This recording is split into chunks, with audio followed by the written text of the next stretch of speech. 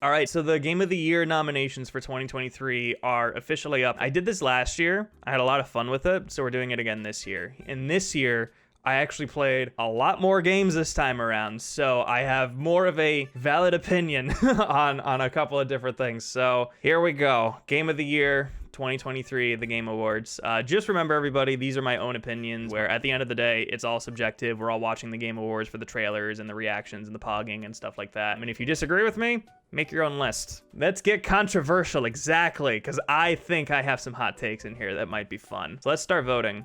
I really fucking hate that they do this. They put Game of the Year at like the very beginning. Why do they do this? Fuck it, I'm doing it last. I only played one game on this list, and it was Spider-Man. For creative vision and innovation in game direction and design. You know, I'm gonna vote for Alan Wake 2. Alan Wake 2 is a game that I wanted to play, and I didn't, but I can already kind of tell from this list, this is the one that I want. So we're gonna do that. We're gonna do Alan Wake 2 for the first one. Best narrative for outstanding storytelling and narrative development in a game, Final Fantasy 16, don't at me. Especially compared to Spider-Man 2, which is also on here, Final Fantasy 16 takes it for me. I'm voting for 16. Best art direction, Hi-Fi Rush. Need I say more? Hi-Fi Rush. I'm a simple man. I see Hi-Fi Rush, I click vote. That's where I'm at. This game deserves Game of the Year. It at least deserved a nomination. I didn't even need to look at the rest of the list. Hi-Fi Rush took it. Best score in music, Hi-Fi Rush. Clearly, Hi-Fi Rush. However, Final Fantasy 16 is a nice second. Hi-Fi Rush. Best audio design, Hi-Fi Rush. Don't mind if I do. Okay, let's actually take a look through this again. So, yeah, best you fucking step on beat. You attack on beat. Everything is on beat. The audio design and sound design in Hi-Fi Rush it blows the rest of these games out of the water. Like, no question. Like seriously. Best performance. I mean, the only ones that I know are these three, right? But honestly, I gotta give it to Ben Starr. He did such a good job at making me give a shit about Clive. He really did. I love Yuri Lowenthal. He was a great Spider-Man, a great Peter Parker, a good Bully Maguire, but I don't know. Ben Starr just he did something for me. He fucking crushed it this year. Yeah, Clive constantly cry, Joshua! Yeah, no, Ben Starr did a fucking phenomenal job. I'm voting for Ben Starr. Sorry, Peter Parker. Innovation and accessibility. Okay, recognizing software that is pushing the medium forward by adding features, technology, and content to help games be played and enjoyed by an even wider audience. Okay, so I see Hi-Fi Rush again, and I really want to click on it.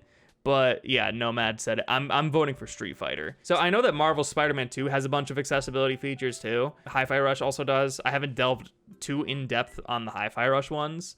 But for Street Fighter 6 specifically, for me, it goes to modern controls. Because modern controls did such a good job of bringing more people into Street Fighter that people that I knew who did not like Street Fighter were playing Street Fighter and were liking it and enjoying it. That shit is so fucking good. And the fact that like modern controls are so optimal too, like it has its advantages and disadvantages just like classic controls, but really modern controls bringing in a much wider audience, and the amount of videos that I've seen of people saying that they are playing Street Fighter because of modern controls, I love it. More people, such a good ass idea. So much better than what other fighting games did with their like simple controls and like auto combos and stuff. Street Fighter 6 fucking crushed it. I'm voting Street Fighter. Games for impact, for a thought-provoking game with a pro social meaning or message. I don't know what any of these bloody games are. Eeny, meeny, miny, mo, catch it. My mother said to pick the very best one, and you are going to be it. Chance of Sonar, that's what it's gonna be.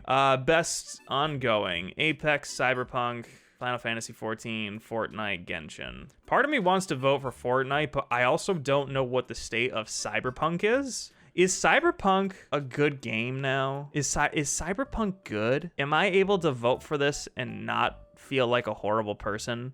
It's more like I just don't want to vote for Fortnite again. That's really what it boils down to, because Fortnite is the only one that I've like gradually played, but Cyberpunk is good now? Okay, I'm gonna take your word for it. I'm gonna vote for Cyberpunk. I'm gonna trust you. I'm gonna trust you. Avi, I don't play Apex anymore though. That's the thing. Best community support.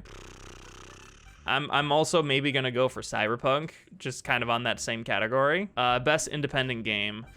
Eeny, meeny, miny, mo. Oh wait, I feel like I saw this game before. Sea of Stars. I don't know. My mind said to pick the very best one, and you are going to be it. Ooh, Dredge. It's gonna be Dredge for me, I guess. Best debut indie game. I heard Pizza Tower was very good. I would have liked Pizza Tower, so I'm not gonna eeny, meeny, miny, mo it. Best mobile game. Hello Kitty Island Adventure. No, I'm just kidding. I'm gonna go with Ever Crisis. Best VR and AR. Resident Evil. I already know that game's gonna be fucking terrifying in VR. I'm just gonna do it. Best action game. Hi-Fi Rush, baby. This is the category that we were waiting for. I will say this though, out of all the other games that are here, Armored Core is making me fucking sweat, okay? Because this is FromSoft and Bandai Namco. I've seen most of the rest of these. The only one I'm concerned about stealing it from Hi-Fi Rush is Armored Core. I've seen Armored Core. It looks like a fun game, don't get me wrong, but bro, like a Hi-Fi Rush, this is like the pinnacle of the character action genre, like this right here. No, yeah, Hi-Fi Rush sweep. No, like Armored Core has me worried. It really does. So I'm hoping that we as a society can rise up and understand that Hi-Fi Rush is better than Armored Core 6. Please, for me, please do it. Please vote for Hi-Fi Rush for me. Please, I just wanted to win. Best action adventure game. For best action adventure game, combining combat with traversal and puzzle solving. Oh, this one's hard. So first of all, fuck Nintendo. I'm get Zelda out of here. Jedi Survivor, I know had a lot of issues beforehand. I wish I played this. It's on my birthday and Christmas list. I'd want to play it eventually. I'm playing Alan Wake 2 eventually. So it boils down to these two. Fuck. But I don't know. This one's hard because I like the action in Resident Evil more, but the traversal in Spider-Man is so fucking good. This one's a hard one. Eeny, meeny, miny. No. I'm gonna go for Spider-Man 2. Yeah, I'm going for Spider-Man 2. I'll explain my thoughts on RE4 more when we get to like the Game of the Year nomination. But like, I think that I'm gonna have to vote for Spider-Man, especially because the traversal in Spider-Man is so fucking good. Like I beat the game. It's still installed on my PS5 just so I can just fucking swing around. I'm voting for Spider-Man. Best RPG, Final Fantasy, need I say more? Lies of P, I played like the demo of, and I liked it, but I didn't play through the whole game.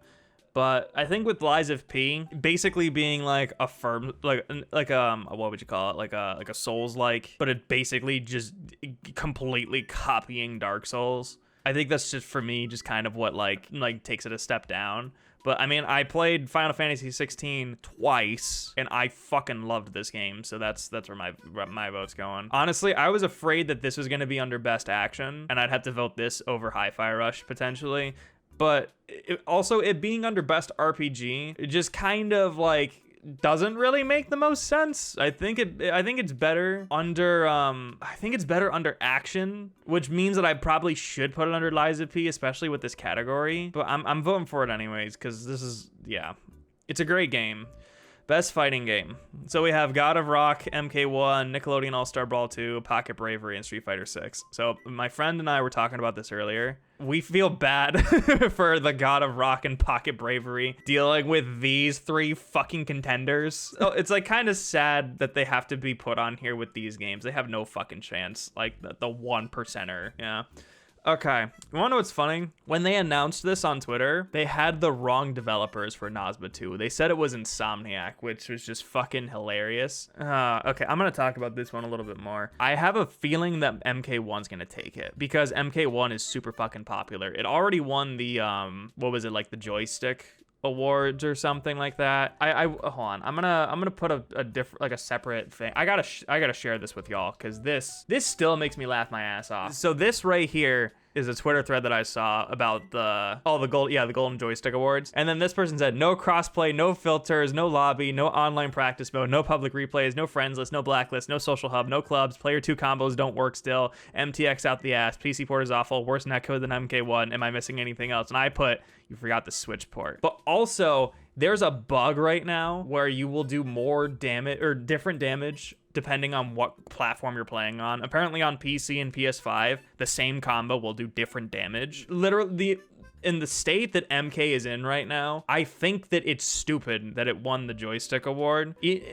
At the end of the day, it doesn't matter in terms of like the popularity contest and whatever, right? However, you have to think about what really like this means when you're voting for it. You're voting for a game that's more expensive, has less features and more problems than probably what I could say is one of the most innovative fighting games ever. Like I already talked about the accessibility thing, right? And also, here's another thing. If you vote for Mortal Kombat 1 on this fucking list, you are voting for the Switch port as well. So for the love of God, I implore you, do not let Mortal Kombat on the Switch win the video game award over fucking Street Fighter. Like, hello? A $70 Switch game that runs even worse than Nickelodeon All-Star Brawl 2 on the Switch. So for me, it boils down to Nazba 2 and Street Fighter 6, but obviously Street Fighter 6 takes it. I love playing Nazba 2, but Street Fighter 6 takes it. Like, objectively and subjectively, Street Fighter 6 fucking takes it. Best family. I'm gonna vote for Sonic, because I like Sonic, and I don't like Nintendo. Best sim strategy game. I'm gonna vote for Cities Skyline. I was gonna eeny, meeny, miny, moe it, but there were Nintendo products on there. Best sports and racing. Yo, fucking Hot Wheels is on here. I'm voting for Hot Wheels. Yo, I mentioned this, I think in my Discord, okay? About like Hot Wheels acceleracers. If you watching right now know what Hot Wheels acceleracers are, you're the fucking GOAT and I love you. There's acceleracers, tracks, and cars coming to Hot Wheels Unleashed 2. And because of that, I want to fucking buy this game. Like, no shot. Like, I really do. Because I fucking love acceleracers. I've been watching that shit lately. I've gone into a deep dive on the acceleracers and Highway 35 lore. I'm voting for this. I will probably get this game at some point when the fucking acceleracers cars come in. Best multiplayer. It's gonna go for Street Fighter 6, baby. Best multiplayer. Best adaptation. Oh. This is a hard one. I watched the Mario Bros movie while I was on my laptop, and like it was fine, but like I haven't watched this yet, and I feel like this realistically should take it. I'm gonna have to go with this. This was a really fucking good adaptation. Darkoku 2001 Do not says, deny Jack Black as Bowser. I'm not denying Jack Black as Bowser, but the rest of the movie, I was doing work while the movie was playing, and like I was so invested in work instead of the movie. I think that should tell me something. I really don't remember much about it because I barely watched it. What's wrong with Nintendo? Unfortunately, Melody, there are a lot of things wrong with Nintendo. That's another thing. It's a Nintendo property. I can't vote for it. I've been on the anti-Nintendo gang for a while, but yeah, that's all I'll say for right now. Peaches on its own deserves a nomination, but it's not a musical. It's not best music. It's not best song. It's best adaptation. That's like 3 minutes of the movie. I saw like 2 episodes of this and I was like, holy shit, I want to watch the rest of it. And I hadn't finished it, but hearing the rest of it, of how it went, yeah, Last of Us takes it for me anyways. Most anticipated game, boom. And it's not even fucking close. Yeah, Tekken 8. I've only seen one character that I'm interested in. There's no guest character yet, but like fucking, yeah, they put Infinite Wealth on here. It's taking it instantly for me. It's not gonna win. It's gonna be Final Fantasy, but I gotta vote. I gotta vote with my heart. I didn't even realize Hades 2 was coming out next year. That's cool. Imagine if fucking Suicide Squad was on here. I think that'd be funny. Content Creator of the Year. Hold on, can I let me do this. So if I go, and then I go, let's go with BFGC, oh shit, BFGC _. Okay, let me just yoink.